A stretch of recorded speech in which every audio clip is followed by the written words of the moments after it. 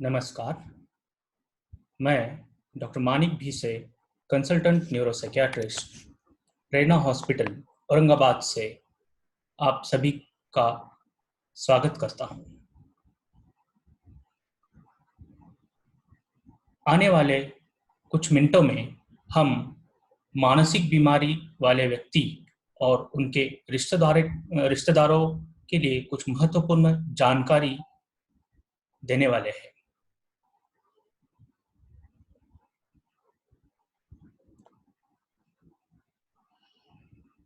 जैसे कि आप जानते हैं, मानसिक बीमारियां या जिसको हम मनोविकार भी कहते हैं, ये काफ़ी लंबे समय तक चलने वाली बीमारियां होती है और कई बार ये बीमारियों में मरीज या उनके रिश्तेदारों को बीमारी के बारे में ज़्यादा जागरूकता नहीं होती है।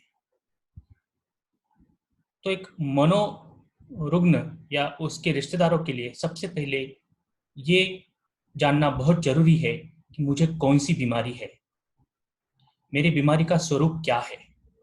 हो सकता है वो डिप्रेशन हो सकता है वो स्किज़ोफ्रेनिया जैसी बीमारी हो, या कोई साधारण बेचैनी जैसी बीमारी या डर की बीमारी भी हो सकती है। पर ये मरीज या रिश्तेदारों के लिए जानना बहुत ज़रूरी होता है कि मुझे कौन से प्रकार की बीमारी है और मेरे बीमारी के लक्षण क्या है। कई बार नॉर्मल बर्ताव और बीमारी के लक्षण, इसमें भेद करना थोड़ा सा मुश्किल हो जाता है और इसीलिए आपको अपने डॉक्टर से या उनके सहायक से बीमारी के बारे में जानना, उसके क्या लक्षण है, ये जानना बहुत ज़रूरी है।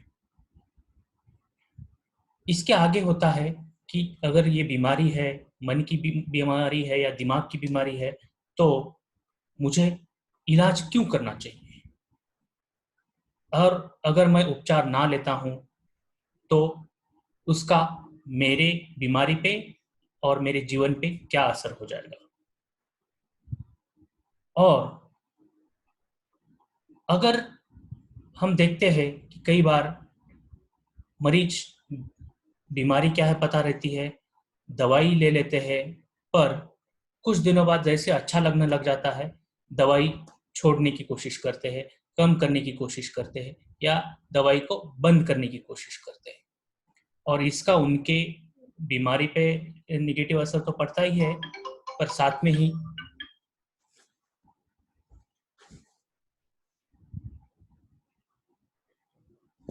बीमारी पे तो नेगेटिव असर पड़ता ही है, पर साथ में ही उनके पूरे जीवन पे भी उसका दुष्प्रभाव पड़ता है। और एक चीज़ होती है कि जब आप ये दवाइयाँ ले रहे हैं जो आपके दिमाग पे काम करने वाली है, तो उसका आपके जीवन पे भी कुछ प्रभाव पड़ सकता है। आपको आपकी जीवन शैली में कुछ बदलाव करना पड़ सकता है। जैसे कुछ दवाइयाँ होती है जिससे नींद आने आ सकती है, आपका थोड़ा-सा बैलेंस बिगड़ सकता है। तो ऐसे टाइम पे आपको अगर वो दवाई चल रही है तो ड्राइविंग करना मनाही होता है। आपने अगर ड्राइविंग नहीं की तो अच्छा रहता है। तो ये सारी जानकारी आपने अपने डॉक्टर साहब से या फिर आपके उनके सहायक से पूछना ज़रूरी है और आपको बीमारी के बारे में जागरूक होना ज़रूरी है।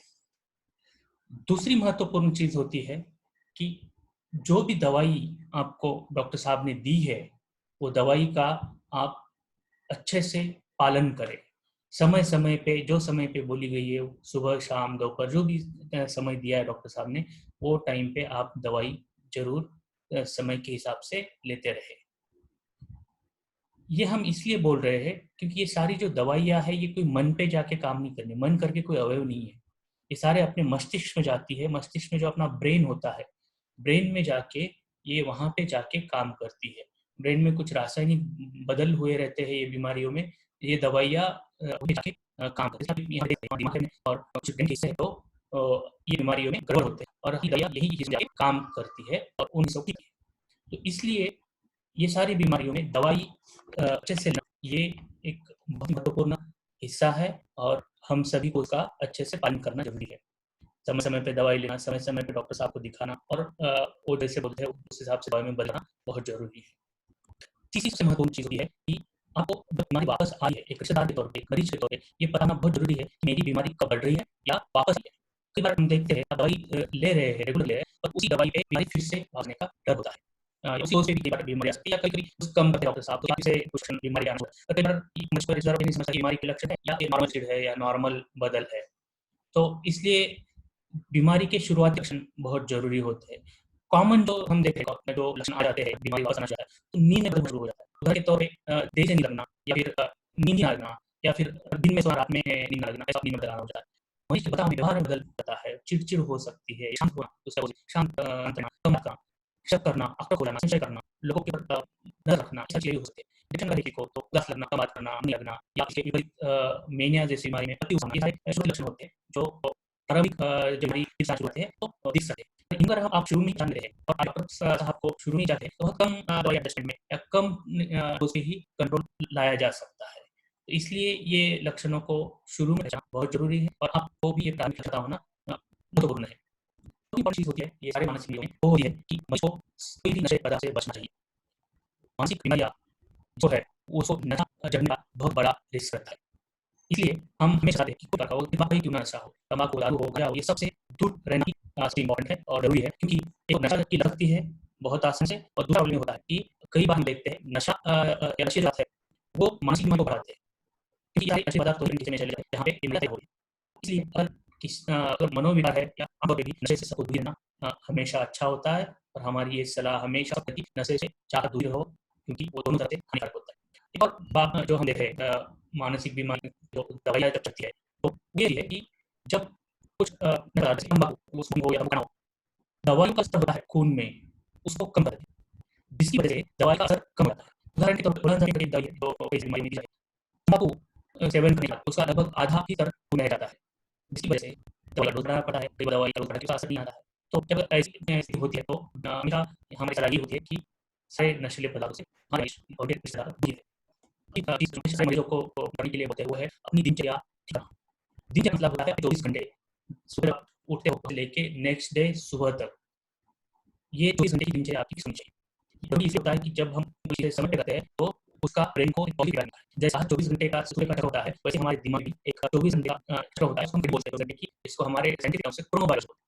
वो घड़ी को आप ठीक करते हो, शेड्यूल में रखते हो, तो दिमाग अपने आप ठीक से काम करना शुरू हो जाता है। उसमें इंपॉर्टेंट चीज़ होती है, रात में 7 घंटे की गाढ़ी नींद होना।